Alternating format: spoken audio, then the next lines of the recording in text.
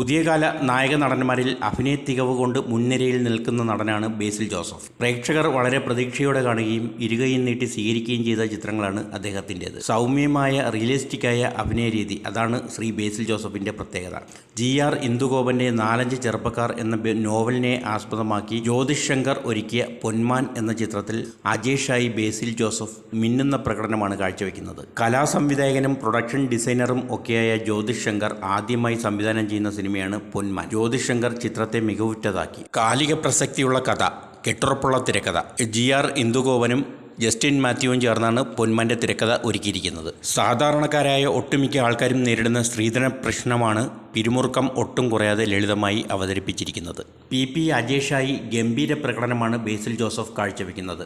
ആവേശത്തിലെ അമ്പാനായി എത്തിയ സജിൻ ഗോപു മരിയോൻ എന്ന കഥാപാത്രമായി അസാധാരണ അഭിനയപാഠവുമാണ് പ്രദർശിപ്പിക്കുന്നത്. സ്റ്റെഫിയായി എത്തിയ ലിജോ മോളും മികച്ചു നിൽക്കുന്നു. കൊല്ലം കേന്ദ്രീകൃതമായ കഥാപശ്ചാത്തലമാണ് ചിത്രത്തിൻ്റേത്. കൊല്ലത്തിൻ്റെ ഭംഗി മനോഹരമായി ഒപ്പിയെടുക്കാൻ സാനു ജോൺ വർഗീസിൻ്റെ ക്യാമറയ്ക്ക് സാധിച്ചിട്ടുണ്ട്. മികച്ച കഥയും മികച്ച അവതരണവും അഭിനേതാക്കളുടെ മികച്ച പ്രകടനവും കൊണ്ട് ഗംഭീര സിനിമയാണ് പൊന്മാൻ.